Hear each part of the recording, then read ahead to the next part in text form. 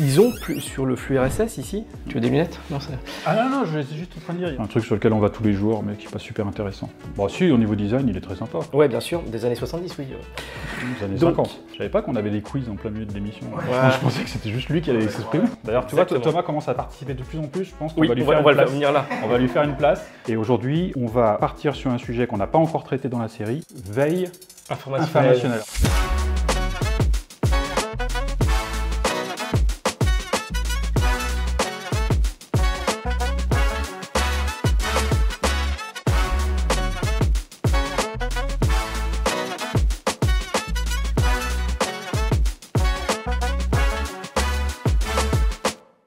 Allez, on est parti pour un nouvel épisode de notre série Et en pratique, on fait comment? L'idée de cet épisode, c'est de partir sur un sujet précis et de vous expliquer de A à Z comment faire une chose précise. C'est une série qu'on fait avec mon copain Fabrice, qui est expert comptable. Le but, c'est qu'on ait un échange tous les deux sur un sujet qui touche au cabinet.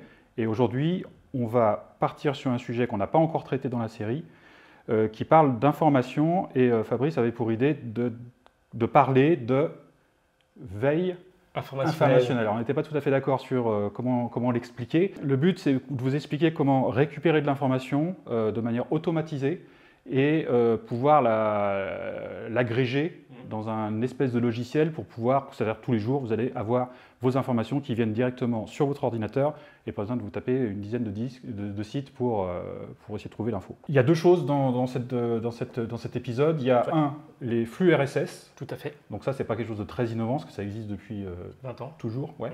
D'ailleurs, pour information, parce que Fabrice va sûrement le dire, il y en avait sur Contenant, il n'y en a plus.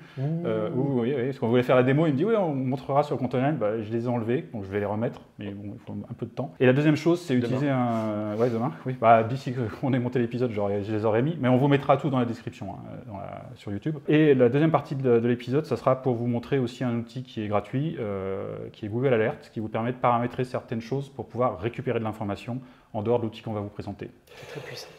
Ouais, on peut faire plein de choses. Enfin, moi, c'est ce que j'utilise, parce que Google Alert, ça nous permet d'aller chercher des informations sur tous les sites qui sont référencés par Google dans l'actualité, sans se poser la question, alors qu'en fait, Feedly, dont on va parler maintenant, lui, va vous permettre de vous abonner à certains sites, mais qui de coup sortiront du cadre de Google Alert. Donc, c'est deux produits complémentaires qui vous permettent de faire votre veille informationnelle. Oui. Tu vois, on y Merci arrive. ChatGPT.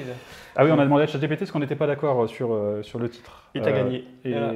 Oui, enfin ChatGPT m'a aidé. Donc aujourd'hui, tu nous montres comment s'abonner à des flux RSS. Donc qu'est-ce que c'est un flux RSS, et comment on s'abonne à un flux RSS, et quel est l'outil que toi tu utilises dans ce cadre-là. Alors, je vais déjà revenir aux fondamentaux sur la veille documentaire des experts comptables. Ah, veille documentaire. Voilà, ça c'est bien ça. Le veille informationnelle. On va mettre les deux.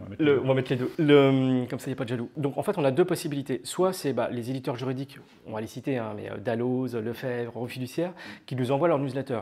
LexisNexis. Voilà, c'est les trois plus gros importants qui, effectivement, logiquement, vous avez un abonnement avec l'information.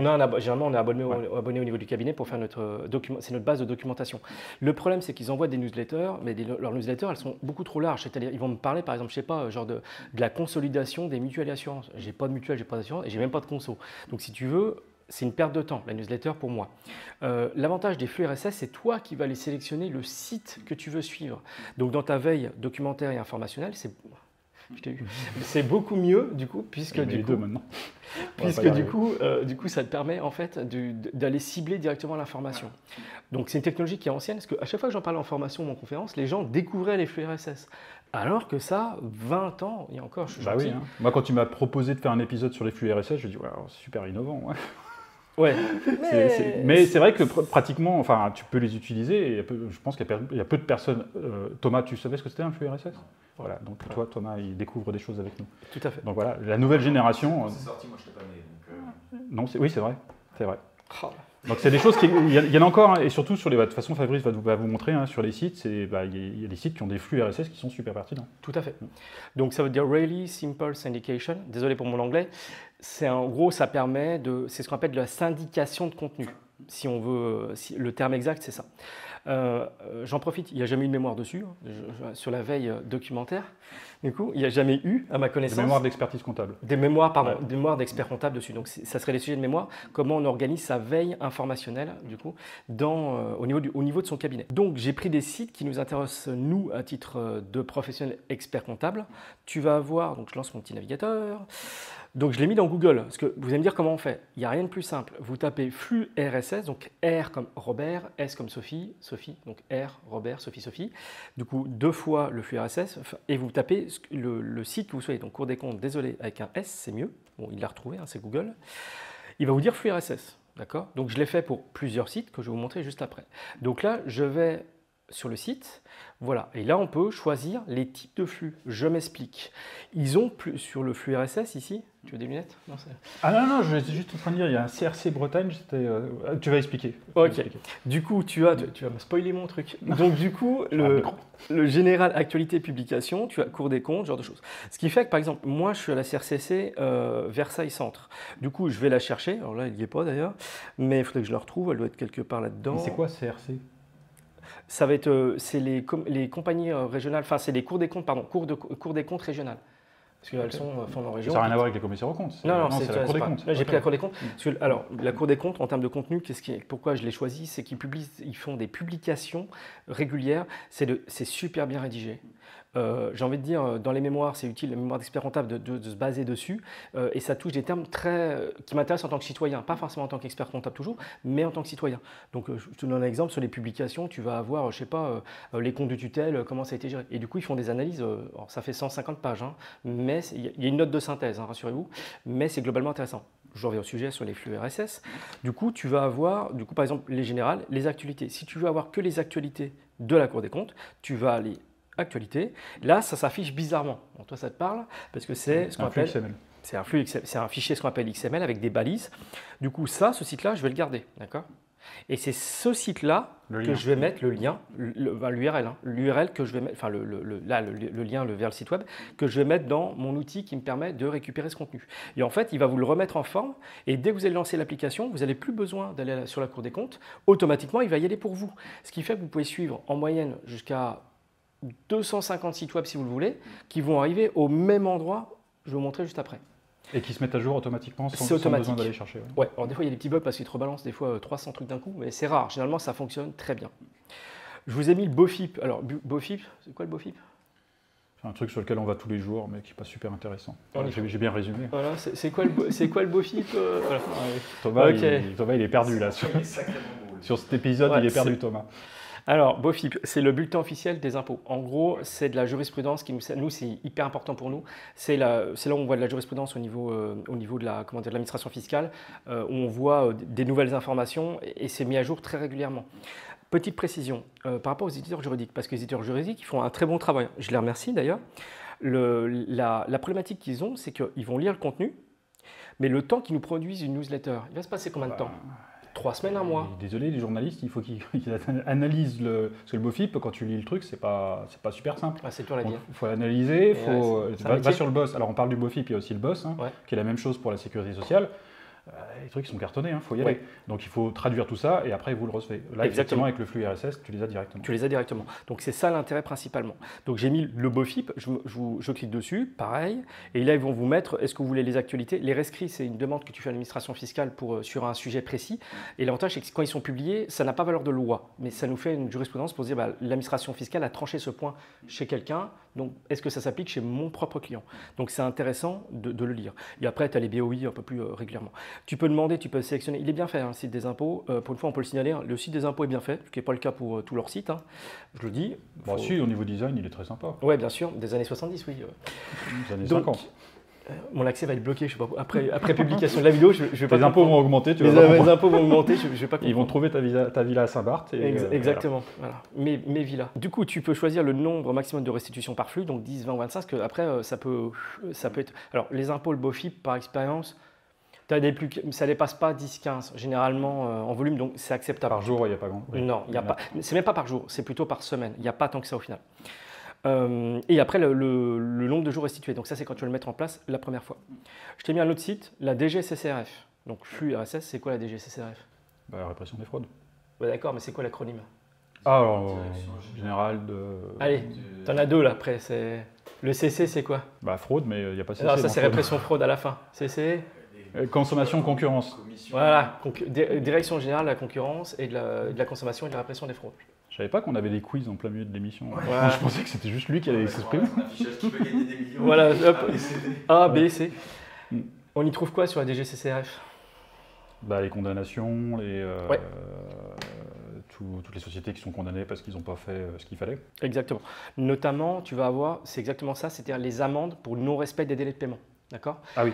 Ça, c'est hyper intéressant parce qu'en fait, on a des délais. Quand tu fais une facture, ton client a un certain délai pour le payer. Toi, par exemple, quand tu reçois une facture fournisseur, tu as un certain délai pour le payer. Au-delà, si tu es contrôlé par la DGCCRF, que tu ne respectes pas les délais de paiement, la problématique, tu peux avoir une amende. Et moi, ça m'intéresse parce que j'ai fait un listing de toutes les amendes. Il y en a un paquet. Hein. Ah oui, oui. Bah, son public, il est C'est public public, d'ailleurs ouais. sur Internet. Hein. Ouais, tout à fait. On a toutes les infos. Ouais. Et du coup, mais moi, ça me permet, moi, je veux avoir l'info en réel parce que ça se trouve, j'ai peut-être un de mes clients qui est concerné ou un de ses clients qui est concerné. Une fois que j'ai récupéré toutes ces adresses-là, donc on vous mettra les liens, du coup, RSS, les quelques liens que moi j'utilise, hein, vous en ferez ce que vous Alors, en on voudrez. remettra ceux-là, on en mettra aussi d'autres. On va peut-être aussi en chercher aussi d'autres qui peuvent être intéressants. Parce que Contact. nous aussi, on utilise. Ah, il faudrait que je réactive mes flux RSS parce que je les ai plus. Mais on vous mettra tous les liens. Vous ne prenez pas la tête à essayer de noter ce qu'il y a sur la capture d'écran. On vous mettra les liens dans la description. Comme ça, vous aurez le listing de la page où il y a les flux RSS après pour faire votre choix. Ouais, Et puis si jamais vous avez d'autres liens, vous les mettez, on les rajoutera, ça fera participer la communauté, ça pourrait être intéressant. Abonnez-vous, mettez un pouce bleu. Abonnez-vous, oui, ça on ne dit pas, parce qu'on n'est pas des vrais youtubeurs, hein. On n'est pas des youtubeurs du tout, donc on n'a pas tous les codes. Hein. Ça Mais Thomas va nous faire une animation avec un truc, voilà. Je vais venir devant la caméra pour faire ce passage. Exactement. D'ailleurs, tu vois, Exactement. Thomas commence à participer de plus en plus, je pense qu'on Oui, va lui on faire va une le faire place. venir là, On va lui faire une place, et on a vu qu'on allait peut-être faire un épisode avec toi, mais en live, du coup. Ouais. Mais il stress, hein, t'as vu? On n'en a pas parlé. Je vois 300 experts comptables, t'inquiète, ça va bien se passer. Alors là, on est sur le site qui s'appelle, le logiciel qui s'appelle Feedly. F2EDLY, on vous mettra le lien, ne vous inquiétez pas. Il fonctionne sur ordinateur et il fonctionne sur téléphone portable. Tu as une application mobile. Il est gratuit. C'est un site, c'est pas un C'est un site logiciel. web. C'est un les deux. software. Ouais, c'est une Mais là, appli. tu es sur ton navigateur. Oui, là je suis sur la version navigateur. Ouais. En fait, tu as les deux versions. Tu as le logiciel que tu as sur ton ordinateur et que tu peux lancer. Non, comme ouais, ça, oui, ou non, t'as là, juste ça. non, moi j'ai pris que la version site web, Ouais. du coup, ce qui est plus simple, ce qui me permet d'avoir la synchronisation avec mon téléphone mobile. J'ai pas, oui, c'est ça, c'est les anciens. Sur Outlook, tu peux ajouter des flux RSS. Voilà. Mais moi, j'ai préféré l'avoir dans une appli qui est séparée de mon monde professionnel. Ok. Donc, je me suis forcé pour vous à ne pas lire hier mes flux RSS pour avoir que ce soit suffisamment alimenté. Donc, imaginez un expert comptable comme moi qui pendant une journée, n'a pas pu avoir accès à sa veille documentaire. Du coup, on a l'arrêté, là vous avez des arrêtés. Bon, il y a un site qui est très bien fait, un blog qui s'appelle celui de Corben, qui est très connu, qui fait un travail de. Je ne sais pas si un jour il entendra le truc, mais s'il nous écoute. Si, on va le on va le taguer. On va le taguer, C'est on va un le contenu. citer. Il va nous partager la vidéo d'ailleurs. Exactement. Pour qu'on ait des Gratuitement. milliers de Voilà, vues. Non, il fait un travail de qualité en fait, et l'avantage c'est qu'il fait du contenu de très bonne qualité. Donc là, l'avantage, j'ai pas besoin d'aller sur son site pour avoir l'information qui remonte directement. Et l'avantage, c'est que vous voyez, là j'ai ce qu'on appelle des bookmarks, c'est-à-dire que je peux le garder pour plus tard si je le souhaite. Donc là, qu'est-ce qui se passe? Quand je suis dans le métro ou au cabinet, je défile ce que j'ai vu. Et là, tu vois, par exemple, amende. Alors désolé pour la personne, c'est public. Hein. Il y a une personne qui a une amende transactionnelle. On cite pas la société et on va flouter tout ça. Ok. Donc du coup, tu vas avoir par exemple en dessous l'intelligence artificielle, les services publics. La CNIL publie son bilan. Ah oui, on a aussi la CNIL, toi, par exemple aussi, qui est hyper intéressant. Donc tu as toute ta veille et l'avantage c'est que c'est très synthétique. Et là, tu retrouves mon fameux BOFIP. Par exemple, sur les taux de prélèvement à la source. Bon, ça c'est moi je fais pas de paye, donc ça m'intéresse pas. Généralisation de l'évaluation professeur, j'ai pas d'impatrié, donc et ça va très très vite du coup. Tu vas avoir voilà des trucs bitcoin.fr parce que je suis assez intéressé par le monde de la crypto-monnaie, comme tu le sais. On a l'AMF, donc l'autorité des marchés financiers. J'ai le H2A, donc le site le Haut Conseil, enfin la haute autorité pour le contrôle de l'audit. Tu vas avoir, bon là il y avait l'AFIS pour la science, que je m'intéresse aussi à tout ce qui est l'association française pour la science. Donc vous avez vu, je mélange du pro et du perso, mais ça va très vite. Et vous voyez sur la gauche, je les ai catégorisés par information. Parce que par exemple là j'ai marqué libre de droit, tout à l'heure tu m'as sondé là-dessus. C'est toutes les informations que je peux publier puisque c'est public. D'accord? Donc je peux l'utiliser, je n'ai pas de problématique d'usurpation de contenu de la part d'un tiers. Et là tu vois, et ça va très vite. Et par exemple là, je lis très vite, mais si je défile ça, je clique, Mark Reed, hop, c'est bon, ça c'est lu, je passe. Là, la CNIL, pam, c'est plutôt du perso, tu vas avoir de la techno, du coup, là, c'est moi qui ai mis mes petites, on va dire mes petits bookmarks, enfin mes, comment on appelle Tu as ça, fait des catégories. Oui, tout à fait. Des catégories dans lesquelles tu as classé les différents Exactement. flux pour pouvoir les retrouver quand tu es intéressé pour du Bitcoin ou de la techno. Ou de la techno ou quoi que ce soit. Donc ce qui fait que j'ai pas besoin, donc ma veille, je ne suis pas un magicien, hein, comme vous voyez publier sur les réseaux sociaux, j'ai pas été voir les 300 sites internet, comme vous savez j'ai un cabinet à gérer aussi, accessoirement, même principalement. Du coup j'ai besoin d'avoir un outil qui me permet d'avoir l'info en prime. Parce que ce qui fait la valeur par rapport à votre client, c'est pas que vous lui apportez l'information quand il vous pose la question, mais c'est de lui apporter du contenu, limite il l'a vu sur le journal de TF1, et que vous soyez au courant. Et vous soyez au courant. C'est ça, le fait d'être vraiment réactif. Et après, si vous avez, où il y a des choses qui sont un peu trop techniques, on attend après les éditeurs juridiques et on a généralement, peut-être, on ne va pas être méchant, mais 2-3 semaines, on a l'information qui est beaucoup plus détaillée, beaucoup plus étayée, beaucoup plus avec de la jurisprudence. Mais là, ça permet de focaliser, d'avoir l'information. Ouais. J'ai vu sur la page d'accueil où tu étais tout à l'heure, en fait, ça te fait aussi des propositions. J'avais vu qu'il y avait Fiscal Online, il y avait. il n'y a plus la même chose maintenant parce qu'on est parti sur les cryptos. Oui, tout à fait. Donc ça te propose aussi d'autres flux RSS dans les thématiques que tu as choisies. Ça peut être intéressant. J'ai vu qu'il y avait le monde du chiffre, qui ont apparemment, eux, activé leur flux RSS, contrairement à Compta Online. J'ai vu qu'il y avait aussi Lexis. Qu'est-ce qu'il y avait tout à l'heure Alors, je les ai retirés parce que le problème des éditeurs juridiques, c'est qu'ils en balancent beaucoup trop. En fait, et comme ça, donc en gros, tu en reçois 50. Ce qui est, moi, ils ne sont pas catégorisés par. Non, si, mais en fait, c'est mal. Alors, désolé, je le dis, c'est mal foutu. Hein. Donc, du coup, j'ai dit, je me suis désabonné. Bon, je m'en fous. Je le dis, je l'assume. Du coup, j'ai dit, non. Là, en fait, si tu veux, c'est que des sites très, très, très précis où je veux avoir l'info. Parce que le problème, c'est que tu as un filtre, c'est-à-dire que l'éditeur juridique, il reçoit l'info, il la retravaille et il va la publier. Donc, tu as un temps de décalage. Donc, ça ne m'intéresse pas parce que le contenu, tu connais bien le terme, n'est pas frais. Là, moi, je veux avoir la source primaire. Légifrance, le BOFIP, le BOSS, le bulletin officiel de la sécurité sociale. Je veux avoir l'info en prime, dès qu'elle est publiée. C'est ça qui m'intéresse. Donc j'ai décidé, moi, de les virer, de ne pas les avoir dans ma liste de flux RSS. Mais c'est un choix personnel.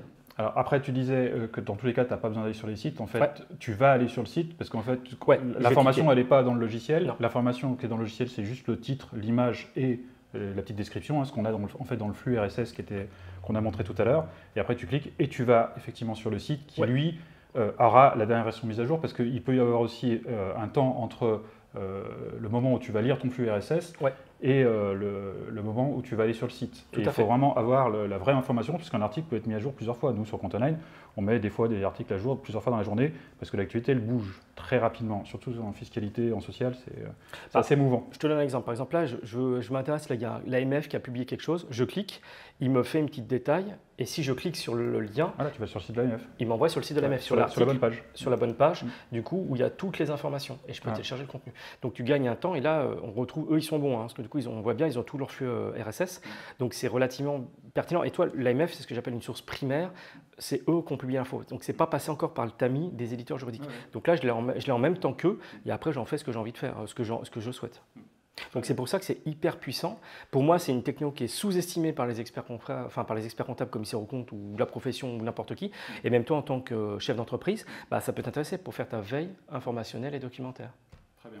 Donc ça, c'est le premier volet où tu vas choisir des sites, les intégrer dans ton flux et récupérer l'information dans Feedly, où il y a d'autres logiciels, il y a d'autres logiciels qui doivent exister. C'est celui qui est le plus connu, je pense. Et c'est celui que moi j'utilise. En fait, avant, tu avais Google Reader, mais qui a été arrêté il y a quelques années. Et petite précision, vous pouvez exporter vos flux, c'est-à-dire les reprendre et les remettre dans un autre logiciel très facilement. Donc on peut. Et dans Outlook, il y a une fonction de mémoire, ou si tu as Outlook en local, où on peut lire des flux RSS. Moi, je ne le fais pas ici. Qui utilise Outlook? Quand tu as Office 365. Ah oui. Bon. Voilà. Donc ça, c'est le premier volet de l'épisode qu'on voulait faire. Le deuxième volet, c'est donc la Google Alert, où là, la démarche est un tout petit peu différente. On ne va pas choisir des sites, on va choisir des thèmes, des mots-clés. C'est le principe de la recherche sur Google, où vous avez, par exemple, vous pouvez prendre le mot-clé expert comptable, vous le mettez dans Google Alert, et vous allez recevoir toutes les alertes de mise à jour de sites que Google a estimé pertinent pour plus ou moins ça. Alors moi je le verrai autrement, je dirais plutôt, c'est dès qu'il a détecté un mot-clé sur n'importe quel site. Oui, mais il ne te met pas tout. Non, il fait un filtre. Il fait un filtre. Il y a des sites qu'il ne va pas les consulter. Par exemple, moi, mon petit site, il ne va pas aller le voir. Par contre, toi, tu mets... Tu peux être étonné. Fais des tests. Nous, il va nous trouver. Nous, Fred met quelque chose en ligne. Allez, 10 minutes après, j'ai l'info comme quoi ça a été publié sur Compta Online. À peu de choses près. Après, et l'avantage pour vous, concrètement, parce qu'on va revenir concrètement, c'est que vous mettez le nom d'un client, par exemple. pour avoir les actualités d'un client. Pourquoi c'est important? En tant qu'expert comptable, j'irais même encore pire, en tant que commissaire aux comptes, on a besoin de savoir ce qui se passe chez nos clients, parce que notre mission en tant que commissaire aux comptes, contrairement à la légende urbaine, notre mission, elle est permanente. C'est-à-dire, je ne sais pas que je m'intéresse au dossier que quand j'y vais. Non, notre mission, je dois m'intéresser à mon client, à son écosystème, à son environnement. C'est dans nos normes, et c'est la loi. On doit s'intéresser et avoir une veille permanente. Du coup, vous tapez le nom de votre client, et automatiquement, s'il apparaît, notamment s'il y a un scandale, automatiquement, tu as l'information pour après demander des comptes, sans mauvais jeu de mots, demander des comptes du coup aux clients. Ouais, pour être informé. Exactement. Alors nous, chez Compte Online, on l'utilise plutôt pour suivre des thématiques, expert comptable, commissaire aux comptes, enfin voilà, on a des mots-clés et en fait ça vous permet de paramétrer les alertes et de recevoir les alertes. Donc après vous pouvez pas les... Bon, on va faire les démos, ça sera plus simple. Ouais, donc là je me connecte. Alors c'est gratuit Google Alert. Alors il suffit d'avoir un compte Gmail. Ouais. C'est le principe. C'est le principe. Vous n'avez pas le choix. Alors là, il n'y a pas de notion de confidentialité, mais dans tous les cas, vous allez chercher des sites internet qui sont publics. Donc dans tous les cas, il n'y a pas besoin d'avoir de soucis à ce niveau-là. On va prendre l'exemple. Par exemple, je cherche compta online. Donc par exemple, là, il vous fait une prévisualisation et vous avez des options. Donc c'est-à-dire que dès qu'il va voir le mot compta online, du coup, la fréquence, c'est est-ce qu'il m'envoie un email une fois par jour? C'est ça. Soit dès qu'il l'a détecté, donc je reçois un mail tout de suite, ou est-ce que. Alors l'avantage d'une fois par jour, c'est qu'il vous fait un seul mail avec tout dedans. Tout dedans. Donc voilà. c'est pas, ça évite de se retrouver. Moi j'ai des alertes et c'est vrai que c'est volumineux à traiter. Ça dépend les mots-clés, vous en avez beaucoup. Bah, si vous tapez comptable, vous allez avoir une palanquée. Moi j'ai expert comptable, ça me permet de savoir tout ce qui est dit sur les experts comptables. Okay. Bon, heureusement, il n'y a pas grand-chose qui est dit sur les experts comptables, j'en ai pas beaucoup qui vient, mais ça pourrait être d'autres mots-clés. Non, c'est vrai en plus, j'ai pas beaucoup d'alertes et je les ai paramétrés pour les avoir immédiatement. Ce qui me permet de savoir que quand nous, sur Compte Online, on publie quelque chose, c'est tout de suite parti sur Google Actualité. Parce que le robot, en 5 secondes, il est sur notre site, référence la page et m'envoie le mail dans la minute ou les 2 minutes qui suivent derrière. Ouais. Donc là, tu as quand le cas se présente, une fois par jour ou une fois par semaine. Tu peux choisir ta langue. Est-ce que c'est la source? Tu peux sélectionner d'où ça vient, de l'actu, ce genre de choses. Moi, je laisse tout le temps en automatique, la région, le nombre de résultats. Soit tu veux tous les résultats ou soit uniquement les meilleurs qui sont estimés par Google, les meilleurs résultats. Je crée l'alerte. Donc là, tac, et on peut choisir de l'envoyer. Et toi, flux RSS. Et ouais, tu le savais pas ça. Ah non, non mais moi les flux RSS, c'est un truc de vieux. Voilà. Je n'utilise plus. Mais je vais m'y remettre, ouais. Voilà. Et là, du coup, tu as dans tes alertes, là, j'ai compte online. Et dès que le mot compte online apparaîtra quelque part, automatiquement, je recevrai un email avec le mot où est-ce qu'il a vu les sites. Donc, c'est hyper pertinent pour faire de la veille, gratuitement d'ailleurs, sur nos clients, sur nos prospects, sur votre écosystème ou vos sujets de préoccupation. Ouais. Ou sur vous-même. Moi, j'ai une alerte avec Frédéric Rossi. Moi aussi, avec Fabrice Savard. Pour savoir, quand il y a quelque chose qui sort, pourquoi mon nom est utilisé quelque part. J'ai eu des surprises. Moi aussi. On découvre des trucs. Voilà. Et j'aurais jamais vu que quelqu'un avait fait quelque chose en parlant de moi si j'étais pas passé par là. Alors il n'y avait pas de diffamation ou quoi que ce soit, mais il parlait de moi en bien, donc c'était bien. Mais sinon, j'aurais jamais découvert ce truc-là parce que je n'avais pas Google Alert. Exactement. Donc ça te permet, c'est hyper rapide, c'est gratuit, c'est hyper facile à mettre en place. D'ailleurs, en 2 clics, on l'a fait, l'alerte. Et après, vous pouvez les désactiver si vous en recevez un peu trop. Ouais, il faut partir dans les filtres. Si vous en recevez trop, il faut dire j'en prends une par jour.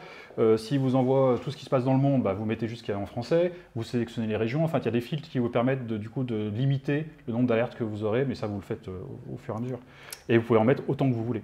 Et là, par exemple, le mot compte online, il ne va pas que sur le site de Fred. Il va, par exemple, là, il y a compte online, mais édition législative. On va avoir le monde du chiffre. Voilà, on va avoir en fait différents endroits avec, du coup, l'information. Ok, voilà, c'était l'idée de vous montrer deux façons assez faciles de récupérer de l'actualité via un logiciel sur lequel vous vous abonnez et un autre qui est Google Alert sur lequel il vous envoie des informations d'autres sites sur lesquels vous n'avez pas l'habitude d'aller. Et logiquement, avec les deux, vous avez quand même suffisamment de quoi vous occuper de votre journée. Parce qu'il ne faut pas que ça soit chronophage non plus. Exactement, ça couvre 80% des usages au sein de votre cabinet ou de votre entreprise pour récupérer l'information. Et comme pareil, c'est gratuit et c'est complètement sous-estimé en termes de techno, alors que c'est hyper performant et ça fonctionne très bien. Alors c'est super marrant parce que quand Fabrice m'a proposé cette thématique-là, je ne voyais pas du tout l'intérêt et je me suis dit comment on va pouvoir durer 10 minutes, 20 minutes sur un épisode là-dessus. Et finalement, tu en fais quelque chose d'intéressant, mais moi, j'ai découvert des trucs. Non, mais c'est... Voilà. Et je suis persuadé que la grande majorité des gens ne savent pas du tout ce que c'est un flux RSS, parce que c'est une technologie qui est complètement dépassée, et du coup, qui existe encore. Je suis même étonné qu'il y en ait sur le BOFIP, qu'il y en ait sur le BOSS, et qui sont vraiment bien organisés, donc ça peut être utile. Je vais pouvoir en parler à l'équipe en interne parce que je ne suis pas sûr qu'on utilise tout ça pour faire de la veille. Je pense que Maxime, qui nous fait les mises à jour de l'actualité, va sur le BoFit tous les jours pour lire les actualités, alors qu'en fait, en paramétrant un flux RSS, il peut le... Et tu as certains sites web qui n'ont pas de flux RSS, tu as des outils qui te permettent, en fait, tu les ajoutes et automatiquement, ils vont te générer un flux RSS. En gros, c'est un petit robot qui lit en permanence ton site, mais ce n'est pas l'idéal parce que ce n'est pas l'auteur du site qui va paramétrer avec des catégories et tout. Et qui va tout bien. Donc, par expérience, ce n'est pas tip-top, quoi, on va dire. Mais moi, à l'époque, j'avais fait des flux RSS sur Contenant. Il y en avait un pour les entrepreneurs, un pour les étudiants, un par diplôme, selon ce que nous, sur le site, tout est catégorisé. On a tout ce qui est social, tout ce qui est fiscal, et en fait, on avait un flux RSS par catégorie, ce qui permettait à n'importe qui de pouvoir suivre nos actualités sans venir nous voir tous les jours, parce que je pense que les gens ont autre chose à faire que venir sur Contenant tous les jours pour voir ce qu'on a publié. Alors, ils vont même s'ils devraient. Ils vont y venir parce qu'en fait, quand tu as juste le titre, du coup, ils vont quand même cliquer pour avoir l'information. Du coup, mais il faut que je réactive les flux RSS. Bon, voilà. Du coup, c'était utile. Bon, voilà, on a fini l'épisode. Yes. Voilà, on va faire d'autres épisodes sur d'autres thématiques. Comme toujours, si vous avez des idées, n'hésitez pas à les partager en commentaire. Si vous avez des sites avec des flux RSS ou des sites qui peuvent être rentrés pertinents, vous les mettez en commentaire, on les rajoutera nous de notre côté. Le but, c'est qu'on arrive à avoir quelque chose d'interactif. Si vous avez d'autres idées sur des logiciels, sur des pratiques, enfin un peu n'importe quoi, parce qu'on ne sait pas uniquement des logiciels, on ne veut pas faire des trucs uniquement sur l'IA parce que c'est à la mode. Vous voyez, la preuve, on prend une technologie qui est complètement dépassée, mais qui est utile. N'hésitez pas à nous mettre en commentaire. On regardera avec Fabrice comment on peut les traiter. Alors, on a déjà toute une série d'idées qu'on pourrait traiter, mais on pourra traiter ça tous ensemble. Tout à fait. Voilà, on vous dit à bientôt. À bientôt.